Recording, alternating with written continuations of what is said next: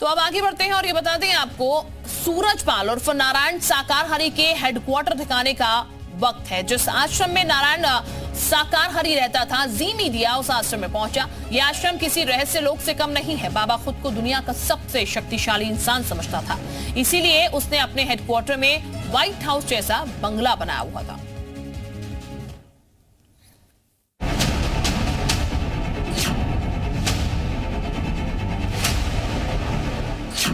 यह है सूरजपाल उर्फ नारायण सरकार हरि का रहस्य लोक।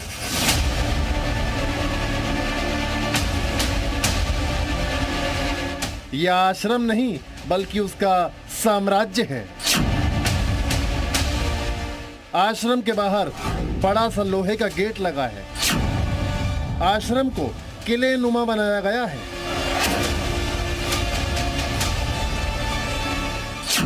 गेट से लगी हुई बाउंड्री 12 फीट ऊंची है। इतनी ऊंची बाउंड्री बनाने का मकसद यही है ताकि अंदर क्या हो रहा है किसी को पता ना चले। यह आश्रम मैनपुरी के बिचमा गांव में बना हुआ है और 21 बीघा यानी 53,000 वर्ग मीटर में फैला है। जी न्यूज की टीम ने इस हेडक्वार्टर में घुसने की कोशिश की, लेकिन अंदर से गेट बंद कर दिया गया।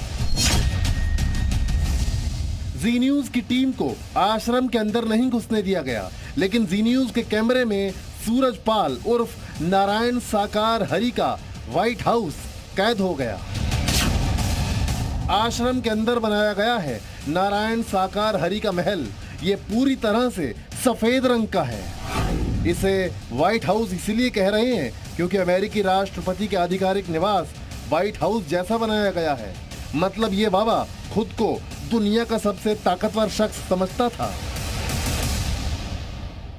पूरा साम्राज्य अगर कह दें, जो मैनपुरी में अभी तक जो सामने आता हुआ दिखाई दे रहा है वो लगभग 10 एकड़ से ज्यादा का दिखाई दे रहा है। ये सब जो जमीनें आपको ये सड़क के किनारे की जमीनें दिखाई देंगी, सभी जमीनें बाबा ने ले रखी है। इतना बड़ा साम्राज्य बाबा ने मैनपुरी में खड़ा किया है। कहा जाता है कि बाबा यहाँ पर अपने टेंट को लगाकर प्रवचन देता है और यहाँ पर श्रद्धालुओं की भीड़ को इकट्ठा करता है। आश्रम के हर कमरे में एसी लगा हुआ है। गांव में बिजली हो ना हो, आश्रम में 24 घंटे जनरेटर से बिजली आती है। बाबा के इस राजमहल की कुल कीमत 50 करोड़ के आसपास की आंकी जा रही है। आश्रम के अंदर कई गाड़ियां खड़ी हुई दिखी। माना जा रहा है कि ये गाड़ियां नारायण साकार हरि की ही हैं। ये बाबा का हेडक्वार्टर है, लेकिन उसके छोटे छोटे आश्रम यूपी के कई जिलों में हैं। कानपुर और संभल जिले में भी बाबा के आश्रम हैं। दोनों आश्रम अच्छे खासे क्षेत्रफल में बनाए गए हैं। हाथरस के हादसे के बाद से दोनों जगहों पर आश्रम में सन्नाटा छाया हुआ है।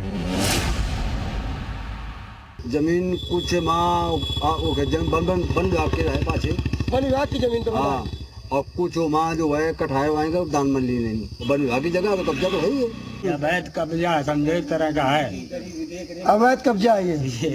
कभी कोई कार्रवाई नहीं करी किसी तहसीलदार ने, एसडीएम ने? कोई नहीं। जी न्यूज ने बाबा हरि के आश्रमों की पड़ताल की तो दिल्ली से सटे नोएडा में भी बाबा का आश्रम दिखा। नोएडा के इलियासपुर में बाबा का आश्रम है। इस आश्रम में प्रवचन के लिए जगह भी बनाई गई है, जहां बैठकर वो प्रवचन देता था।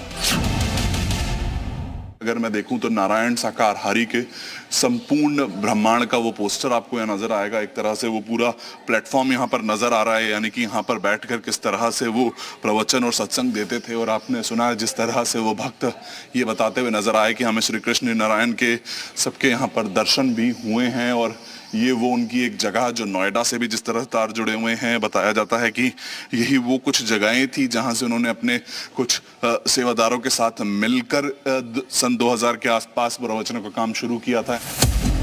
नोएडा में भी बाबा साकार हरि का एक भक्त दिखा जो बिल्डिंग पर माथा टेकने आया था। माना जा रहा है कि यूपी में बाबा ने आश्रम के नाम पर अरबों का साम्राज्य खड़ा कर दिया है। कई जिलों में उसके विशाल आश्रम हैं। इन्हीं आश्रमों में बैठकर वो पाखंड और अंधविश्वास का धंधा चलाता था और इन सब पर नकेल कसने की अब पूरी तैयारी है। मैनपुरी से नीतीश पांडे और शिवांक मिश्रा के साथ वरुण भसीन, जी मीडिया, नोएडा।